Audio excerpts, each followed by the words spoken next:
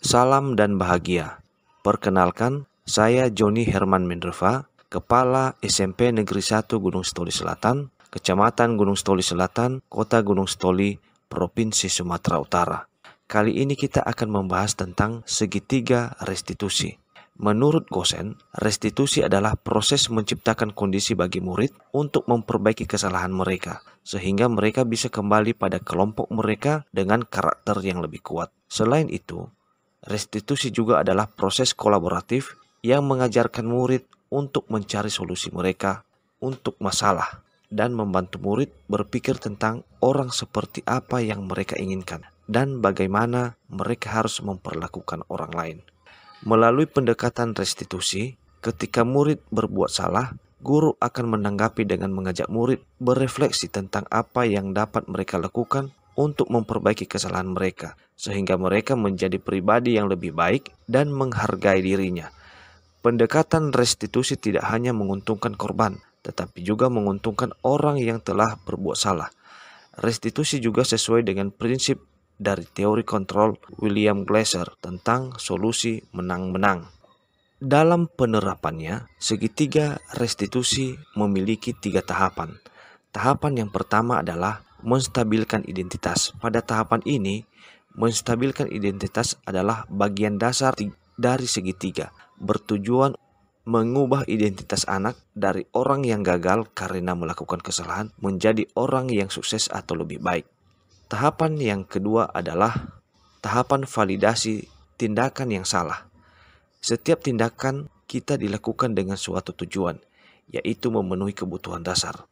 Kalau kita memahami kebutuhan dasar apa yang mendasari sebuah tindakan, kita akan bisa menemukan cara-cara paling efektif untuk memenuhi kebutuhan tersebut.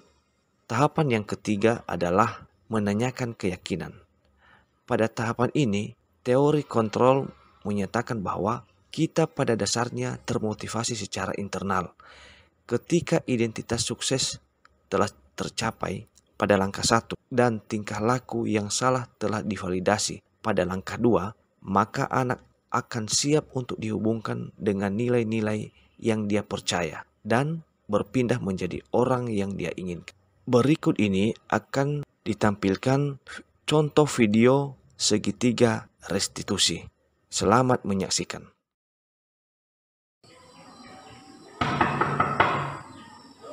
Siang, Ami. Siang, Pak. Silakan duduk ya. Ya, Pak. Kira-kira ada apa ya? Sepertinya ada masalah.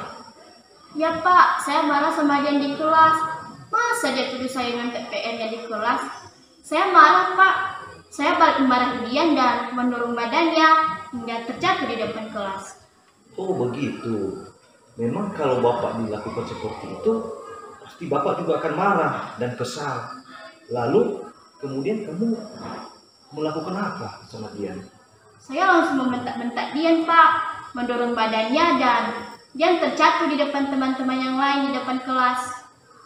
Berarti kamu melakukan itu karena sesuatu alasan, bukan? Iyalah, Pak. Saya tidak mungkin diam saja. Saya harus membela diri dong. Masa dia tuduh saya ngantek PR-nya? Ya, wajarlah. Apakah dia terluka pada saat itu? Tidak, Pak. Ya, memang kalau mempertahankan harga diri itu memang penting buat kamu. Untung dia tidak membalas dan tidak terluka.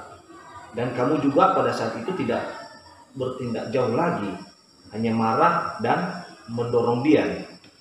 Ya, Pak. Untung tindakan saya tadi tidak membuat dia terluka. Ya, pastilah. Tapi kamu memilih untuk tetap bertahan dan bersabar ya. Kamu memilih untuk tidak berbuat lebih parah lagi, bukan? Iya, Pak. Nah, sekarang coba kita lihat tindakan kamu saat kamu membentak-bentak Dian. Apakah kira-kira tindakan kamu itu sesuai dengan keyakinan kelas atau prinsip kamu? Ya enggak lah, Pak. Capek, Pak, jadi pemarah. Ya. Jadi, keyakinan dan prinsip mana yang kurang sesuai dengan keinginan kamu? Ya, sebenarnya saya tidak suka marah-marah, Pak. Saya sangat menghargai orang lain kok. Mungkin waktu itu saya sangat emosi jadi menunjukkan sikap tidak menghargai orang lain. Kamu meyakini apakah menghargai orang lain itu penting buat kamu? Yakinlah Pak. Kita setuju dengan itu. Kita harus saling menghargai. Namun ada juga keyakinan yang kita sepakati yang perlu kita jalankan apabila kita sedang marah, bukan? Iya Pak. Ya, saya bisa lebih proaktif, mulai dengan diri sendiri. Saya harus lebih bersabar dan mengambil waktu jeda untuk berpikir mau apa selanjutnya.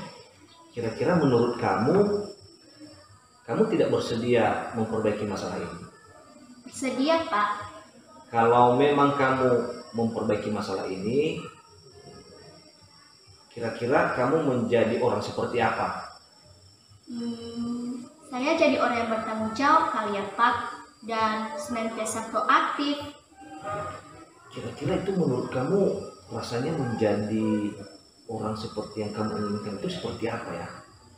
Ya, nyaman lah Pak, bangga bisa bersabar dan menahan diri. Baiklah kalau begitu. Ya Pak, kasih. Baik, terima kasih Ami.